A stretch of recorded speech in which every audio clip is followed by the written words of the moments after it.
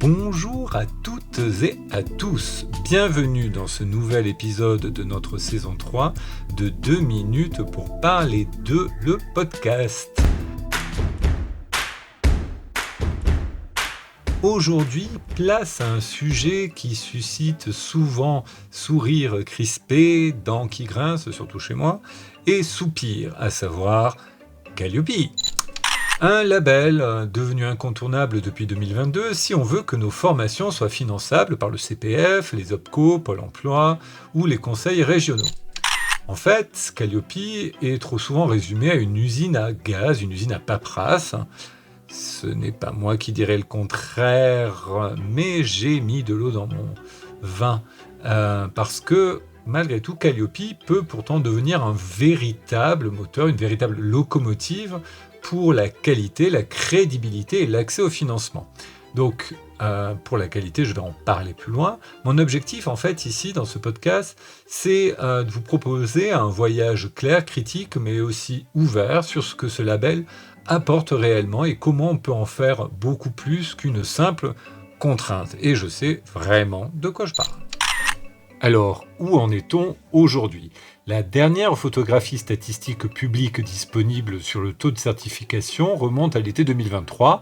Un peu plus de la moitié des acteurs déclaraient être certifiés, à peu près 49% donc, et 4% en cours. 42% ne l'étaient pas et 5% disaient ne pas connaître le label. Ce sont des chiffres 2023, donnés par DARES d'ailleurs et publiés en novembre 2023. À ce jour, l'administration n'a pas publié de nouvelles enquêtes globales équivalentes, en tout cas, je ne crois pas. Autrement dit, ces pourcentages sont en repère historique, pas l'état réel aujourd'hui. En revanche, ce qui a bougé en 2025, c'est la façon de contrôler la réalité de la qualité.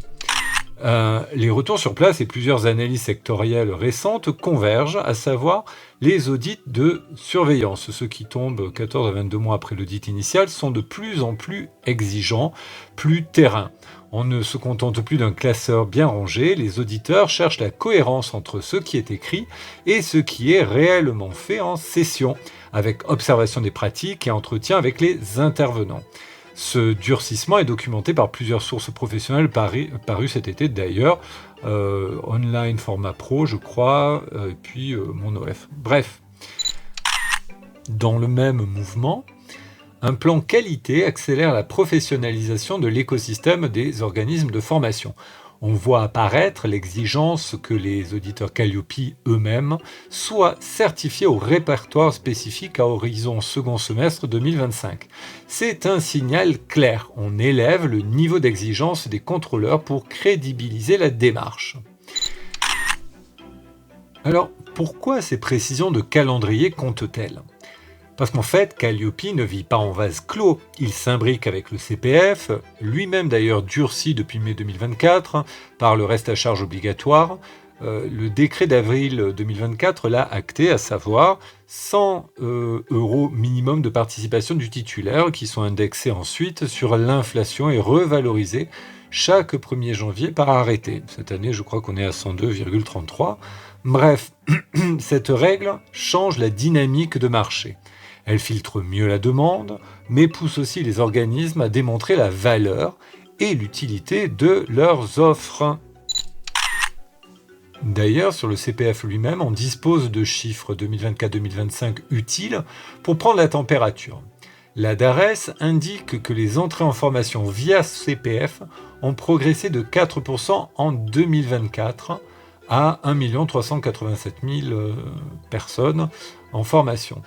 En février 2025, la Caisse des dépôts et consignations publie une infographie chiffres clés, 8,78 millions de dossiers acceptés depuis 2019, 12 milliards et quelques d'euros d'achats cumulés, un montant moyen d'achat sur 12 mois glissant à 1 631 €. Alors, parmi les formations validé en 2025, on voit, le top 5 je dirais, on voit un mix très opérationnel, à savoir le permis B, le bilan de compétences et la VAE notamment, pour citer les 3 premiers. Ce n'est pas anodin. Ces ordres de grandeur expliquent pourquoi la puissance publique durcit la qualité et les contrôles. À présent, je reviens à la question qui nous intéresse, à savoir, est-ce que c'est une valeur ajoutée, une usine à gaz ? Soyons honnêtes, pour ma part, c'est un peu des deux. La vérité, c'est que les deux existent. Calliope devient une usine à gaz quand on le traite comme un dossier. On y met des procédures hors sol, on fabrique des preuves sur papier, on passe l'audit et on range le classeur. Ce travers existe et il explique aussi l'exaspération de beaucoup de petits organismes.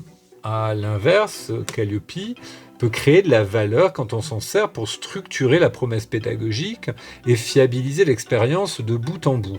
Recueil effectif des besoins réels, adaptation visible des modalités, évaluation utile pendant et après la formation, la boucle d'amélioration tangible, etc. Bref, concrètement, on aura des détracteurs et on aura des pro-Calliope. Bon, pour ma part, encore une fois, je suis un peu entre les deux, sachant que j'y vois quand même beaucoup de paperasse, mais j'y vois aussi l'occasion de mettre de nouveaux process en place visant à améliorer la qualité. Donc concrètement, comment on fait pour que ça serve vraiment la qualité et pas seulement la conformité ? Alors, bien évidemment, je vais illustrer mes propos aussi au travers de mon expérience, mais je vous propose un fil narratif en 4 étapes, comme un audit à l'envers, pensé pour le terrain. On va commencer d'abord par le sens et la cible. On ne part pas de la grille. On part du besoin. Qui forme-t-on ? Pourquoi ? Dans quel contexte d'activité ? Avec quels irritants ? Le critère 1 de Calliope parle d'identification des objectifs du bénéficiaire et du commanditaire. Vu du terrain, ça veut dire quoi ? Ça veut dire on a un entretien ou un questionnaire initial qui a une conséquence sur le scénario pédagogique. Si rien ne change dans votre scénario après ce recueil, c'est que vous avez fait un recueil pour cocher la case. Vous avez produit de la conformité, pas de la qualité. Ensuite, une conception utile. Le critère 3 évoque la mise en œuvre de méthodes et moyens pédagogiques, mais là encore, la différence se joue sur la traçabilité intelligente. Je m'explique.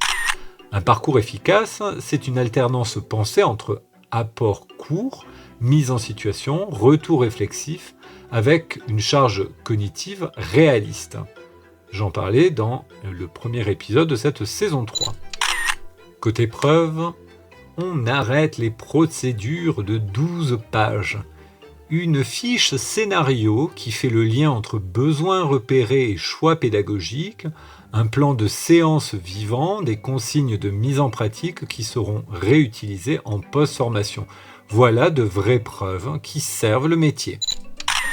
Troisième étape, l'expérience en salle.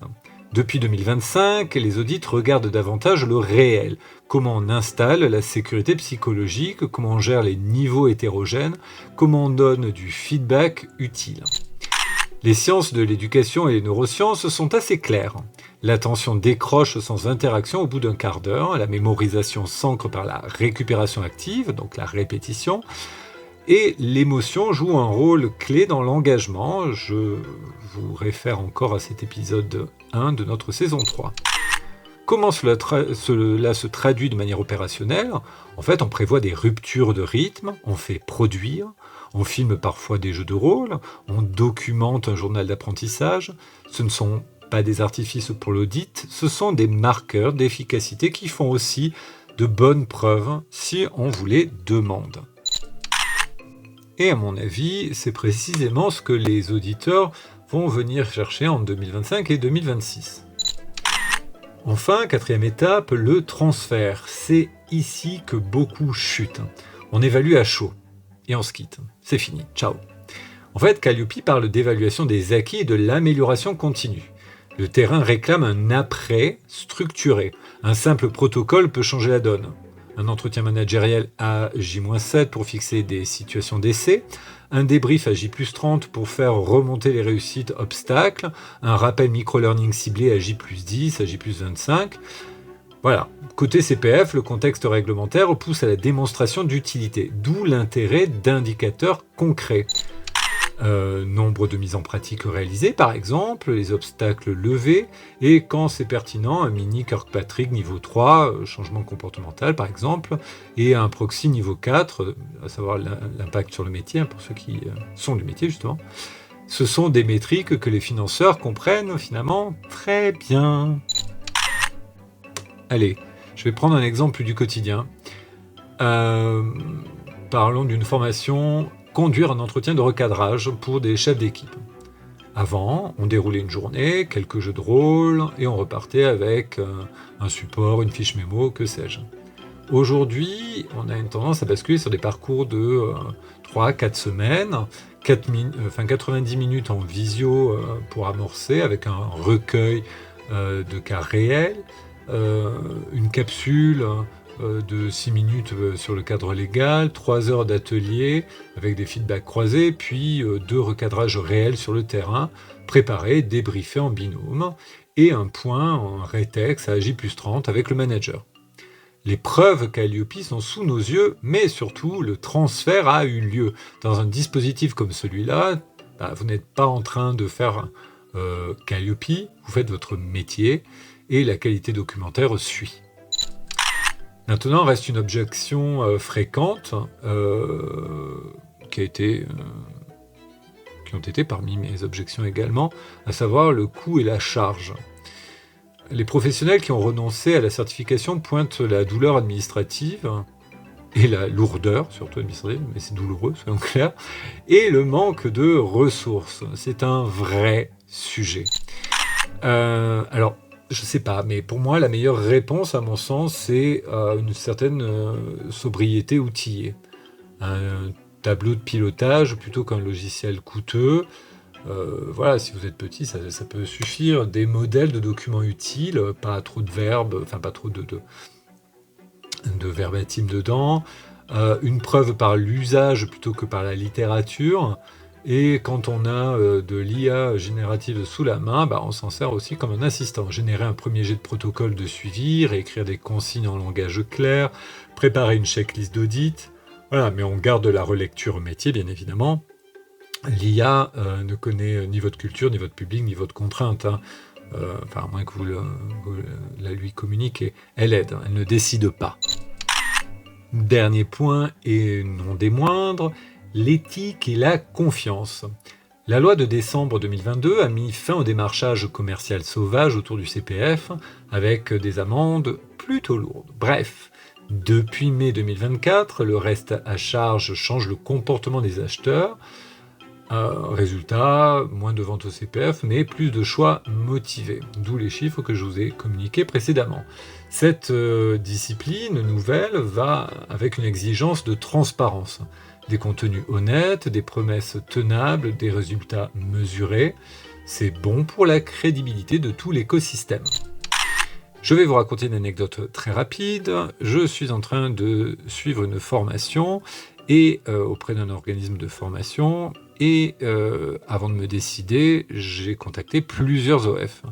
Et l'un de ceux-là, je lui ai demandé son taux de réussite, sachant que c'est une formation diplômante. Et celui-ci m'a répondu « Ah, mais il va falloir voir avec l'académie, puisque moi, je n'ai pas accès aux données de qui a réussi son diplôme ou pas. » Et là, je me dis, ce mec-là, il est certifié Calliope, je ne sais pas comment il est passé au travers des mailles du filet. Donc, dans son cas, autant vous dire, d'une, que je n'ai pas travaillé avec lui, mais surtout, je me demande comment il a pu passer au travers des mailles du filet. Bref. Alors, Calliope, valeur ajoutée ou usine à gaz? Ma réponse un jour est plutôt claire. C'est plutôt un révélateur de posture. Si vous cherchez à cocher des cases, vous récolterez des cases. Si vous vous en servez pour rendre votre offre plus claire, votre expérience plus sûre, votre suivi plus solide, vous créerez de la valeur pour vos apprenants, pour vos clients et puis pour vos finances. Et bonus, vous passerez l'audit en dormant. Bref. Je vous remercie d'avoir écouté ce nouvel épisode autour de l'univers de la formation. Si vous souhaitez transformer Calliope en avantage compétitif, pas en fardeau, chez Humanissu, on peut peut-être vous aider à faire simple, utile et robuste. Voilà, c'était le call to action qu'on m'a demandé de faire. Donc, le voici fait. N'hésitez pas, vous pouvez nous contacter par mail à info@humanissu.fr ou sur notre ligne téléphonique 06 87 92 70 97. Je vous souhaite une excellente journée. Je vous dis à très bientôt. Ciao.